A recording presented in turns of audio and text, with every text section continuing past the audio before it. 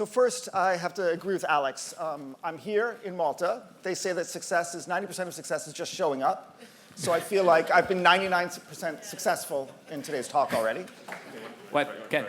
Oh, it's not working. Oh, it's not. It's working. It's working. Yeah, that. Raise it up a little bit. That's great. Okay, so, and also to sort of confirm Alex's description of me, I have to confess, I love data. I really love data. I love data so much that everywhere I go, I have to collect a little bit more of it. So right now, what I'd like to do is to get a show of hands. Who here is deeply anxious about the way that social media platforms are collecting information about them and using it in ways they don't understand? What Michael talked about, who's deeply anxious versus those people who are like mildly concerned. Yeah, it's a problem, but there's a lot of things I'm concerned about in life too. So who here is like primarily anxious about the role of social media platforms and the data that's collected about them, their personal data? Raise your hand. Okay, this is interesting. So this looks like it's about 9.4% of people. All right, so that's interesting. Other people, you're concerned, but it's not like an overriding concern. Who here is just unconcerned? Just not a big thing. So, I'll name you if you wish. So now, isn't that interesting? Okay, so how is it that we could have this diverse view? It's sort of interesting. All right, who here is deeply concerned about the issue of post-truth? You're at a post-truth conference. Raise your hand. Okay, a lot more. Who here feels like, you know what? I don't actually agree with the label post-truth. I'm here for other reasons, but this whole post-truth thing, not my thing. Raise your hand. Okay. That's a sample bias. Yeah. Thank you. Yeah, outlier. Okay, so social bias. Okay.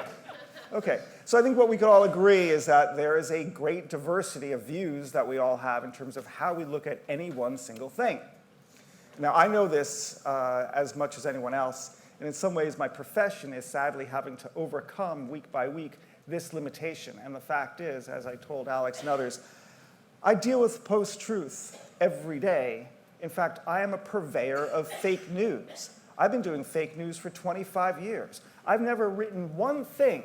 I don't think I've ever written one thing that I really believed was entirely in the four corners of reality truthful insofar as it was able to capture all of an issue. I just can't imagine. The very nature of having to take the hurly-burly of the world and all of its complexity and in about 3 hours or 2 days put it down into something that looks like it's 400 words or 700 words or 2,000 words is just impossible, right? You can't do it. So when Trump started talking about this issue of fake news, my initial reaction was, oh, honey, I know exactly what you're talking about. Like, I've been there. I've been seen and done it. But I was so surprised that the media, instead of actually making the case and explaining for why what we're doing has to live with these sort of winnowed models and exceptions and shortcomings, sort of dug in its heels and said, no, there is something called fact, and that's what we do, and there's something called false, and that's what you're doing. And the sad tragedy of it was that that sort of educational moment couldn't take place because it was in the context of someone who was just simply lying all the time. So what do you do about an environment in which we don't have good terminology for that which is the malicious lie, right, or the stupid lie, and that which is the fact that it is so difficult to do what we do and describe reality? Okay? So one way to think about this is to think about how the world looks with us in it, and what a model is, and how we think about models and mental models. So for example, if I were to be in Malta about 700 years ago, I would have one conception of how the world would work, right? And I would know that the Earth was at the center of the universe, and all the heavenly bodies would be swirling about our wonderful planet. And now if I was back in Malta, and it was 300 years ago, I'd have a different model of how the world worked. And in fact, I would put the sun at the center of the solar system, and all of the bodies, including Earth, would be revolving around it. Now, if I were to go 700 years ago and try to identify the path of Jupiter or Venus and identify where it would be on a given time with my Ptolemaic, from the Ptolemy model, I can do it. right? It's really hard, it's very mathematical, and the reason why is that I have a model of the world in which all the planets are going retrograde. They're orbiting, but they make little curlicues at the different parts of their orbit. And that's the wrong model. I mean, it's just not true. But it works, right? It's not bad, right? I can actually still plot the motions of the planets using that. But a simpler model and better model is one that's based on Copernicus, better yet Kepler, that puts the Earth at the center. So what does this mean for fake news? What does this mean for how the world interacts with information? Well, if we think about how we frame the issues in terms of the preconceptions that we bring to the issue, we can imagine that two people can look at the exact same thing and come to different conclusions. And we use this aphorismic way of thinking about the world every day when we say that the glass is half full or half empty. And we accept that perfectly, right? That you can have these perspectives. And we also know when we see these culture clashes of American diplomats meeting up with diplomats from very nefarious countries, and they come with a very different set of preconceptions and views that shape how that dialogue takes place. I am struck by the degree to which people in Silicon Valley have a very rosy, optimistic view of the world and can't but see a problem and believe that every problem has a solution. And seeing other people from other traditions, other intellectual traditions and cultures that look at problems with fatalism and with a bit of dyspepsia.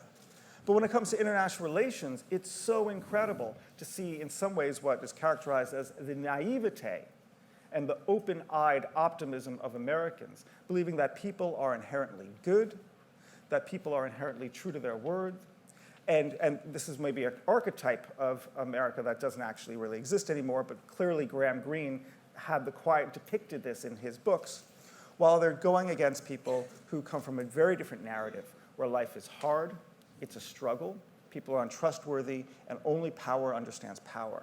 And when those two sides meet and try to have a dialogue, it doesn't work. But then you have to take a step back and look at the cable news shows and wonder, how is it that Fox can say some of the things that Fox is saying, and CNN can say some of the things that CNN is saying? Are they talking about the same planet? And the answer is, well, they are, but often, sometimes they're doing it for duplicitous reasons, not always. I'll say the media generally. I don't want to pick on any one media outlet, because there is, fakeness and falseness, and that's why it was so difficult with Trump as the case and the educational moment to be made for the problem of media, because he was actually saying things were just outrightly wrong, such as the number of people at his inauguration, which could be just demonstrably shown not to be truthful. But often in more subtle cases, and that's the difficult part that I want to talk about, actually, you do have different mental perspectives on these issues, and it is incredibly hard to find a way to actually say this is true and that this isn't. And that's the relativism that Michael was talking about. So what are we going to do about this issue? Well, we know how this issue was treated 100 years ago, okay? In the United States, but it was true in most European countries. You had the newspaper that belonged, if you will, to a looser or more tighter extent to a political party. Now, we still have the Workers' Weekly, right, if you are a communist, and we still have maybe the Financial Times, perhaps, if you're a capitalist, but I don't think that label really works quite right, because they're more of a paper of called liberalism, and I'll get to what liberalism is in a minute. But what you did is you chose your truth, right? And so you had two newspapers, typically in the same city, so it might be Minneapolis, and you had the Minneapolis Herald, and you had the Minneapolis Sun. And one was of the left, and one was of the right, and they both reported it from their perspective. And then when there was a financial crisis, you had these papers having to merge together, right? And suddenly, I should say the financial crisis in media, that was typified for most of the latter half of the 20th century.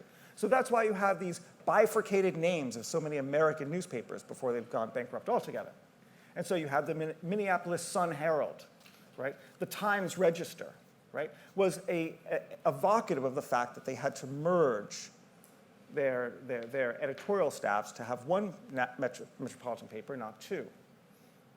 Now, at the same time, the business model changed in the 20th century from the rabble-rousing 19th century, where you had this sort of partisan press as a feature of the press, and you chose your news, to one in which there was this massive centrism, right? And that to bother the advertisers and to get as much subscribers as possible rather than crazy headlines that would be sold piecemeal by young kids on the street. The business model had changed for subscribers on one side, so they didn't want to be offended by the wrong thing, and by advertisers on the other side that wanted a sort of milquetoast coverage, milquetoast meaning sort of a bland coverage. Suddenly you had this sort of move to the center. You might say that the Overton window had narrowed. But the clear thing is that you had this sort of consensus of the left and the right that was quite tight and, again, narrowed. And so when Minister Bartolo talked about the failure of the elites to sort of understand what was happening outside of their bubble, that bubble was that larger, maybe Washington consensus or Paris consensus or Bonn consensus view of the world. And things that were outside of it just didn't seem quite right. It didn't sort of walk into our worldview. Now, that was the solution in the past. What is going to be the solution for the future? Is that the right thing for us to do? Well, in the title of our talk, of our event today, we have the word praxis. And so the emphasis has to be on what do we actually do? And obviously, we've had Vivian tell us that education is going to be crucial for us to think about how we can actually have the critical resources to think about the world this way. And of course, I would agree with that. No one would dispute that. But I don't think anyone would agree that that is where we actually have to put our emphasis and leave it at that, because we've been talking about education for years. And Michael came up with technological solutions. And I think that, too, is really impressive and sort of part of the solution. But I wouldn't be willing to rely only on the technological solutions. A more interesting and subtle and probably controversial way of thinking about it is to say, let's give a lawsuit a chance. Okay? When in the United States, in the 1970s and the 1980s and the 1990s, it was impossible to pass very good, strong anti-pollution, anti-waste cleanup, or anti-dumping and pro-waste cleanup legislation, there was a small window that opened up by private plaintiffs making a cause of action, because their groundwater had been polluted, against the companies that were the polluters. And suddenly that, if you will, market mechanism through the law started to show some effectiveness. Companies, to limit their liability, and their insurance companies that insured them to limit their liabilities, had to do something, first in terms of public relations, and then in terms of ground truth, in terms of limiting the pollution that they put out. It also helped that a very small little piece of legislation that was totally watered down and basically ineffectual for waste cleanup had a small little rider attached to it at the last minute that required that the information about the amount of pollutants be disclosed through telecommunication services. It was that before the internet had existed, it was through telematics. And what it meant is there was a requirement of disclosure. So because you had a little bit of disclosure, a little bit of openness, you now had the ability for private citizens to understand just how much dumping was happening in their vicinity and then to have their cause of action. So what would that mean? I think for these shades of gray between Fox and CNN, not going to happen. We're not going to be able to use the law that way. But if it's the Macedonians, going to be harder for cross-jurisdictional reasons, but if those Macedonians were in Menlo Park, California, that might be interesting. If they knowingly put out false news, that might be interesting. Perhaps the platform should have some sort of lightweight certification that the data, if you will, is sanitary and not polluted, not toxic, in the same way that there's standards on and labeling material for the food that we consume. If the food that we consume is so important to our bodies, maybe the information we consume should have that same sort of standard for our ideas. That would be very interesting indeed. But I actually don't think that's going to be the sole solution either. Instead, I think we need to recast and reframe how we think about the problem. Instead of, in the media, trying to dig in our heels and say that there is a truth and we're the guardians of it, and that there is something called fake news and it's someone else's business, we have to see that fake news is not a problem. Fake news, if you will, is a feature of the system, or a trait, or a characteristic of the system. It's inherent to the system. And suddenly, if we rethink it, not as something that has to be sort of combated, but something that has to be acknowledged, we can start admitting the problem and working towards really realistic solutions. What would that solution be? the fact is, for those people who wear the white hats, the good guys, so to speak, and I think the good guys I'll characterize as the people who believe in human dignity, in human freedom, human liberty, and believe that my liberty to say whatever I'm not going to use an expletive, but only because there's a lady and a minister on the stage, for the sake of shock. My liberty to say what I would like to say is guaranteed, and it must be guaranteed to me because I have to give that liberty to you too. And I'll say those are the good guys. We're always going to be on the back foot, right? Because to come to that conclusion that a state that guarantees my rights rather than violates my rights, and ones that I derive my rights are derived from the ability to give you your rights as well, even if that's uncomfortable to me, that relies on reason and not emotion and passion. But the populists and the people who are denying people their rights, they are relying on the emotion and the passion. And fake news often is having us click because of emotional reasons and the passions. So the liberals, and that is the sort of the intellectual tradition dating from the 1600s, not the left of center politics. The liberals are always going to be on the back foot. It's not a fair fight because we can't fight with the tools that the quote-unquote bad guys are using. So we're not going to counter their fake news with our fake news. That's just not what the good guys do, right? We go to conferences like this and talk about these issues. We don't just go to, into our servers and VPNs and spew venom and hate, right? Doctor photographs of Michelle Obama to make her look like an old hag when in fact she's a beautiful woman, right? Just for the sake of sort of manipulating public opinion. We don't want to manipulate it that way. We believe that the value of our ideas should win out and that humans should use their faculties of reason to make better ideas. How are we going to win in an environment where it's set up to lose? Because we're not going to fight that same fight, and that fight is more effective. Because we know from cognitive psychology, people make decisions based on emotions, not on reason, and then they use reason to rationalize the decision they came to, right? How are we going to do this? Well, I think we need to actually adopt a larger, longer, more deeper sort of sentiment in society, and that is of narrative, right? And Yuval Noah Harari brought that up, and Michael evoked him, this idea of the story. We have to make, if you will, integrity heroic again, honesty heroic, and truthfulness heroic. Now, this sounds to me, honestly, as wishy-washy as saying, hey, we got to rely on education and critical thinking. But it need not be if we take it in earnest. Thanks a lot.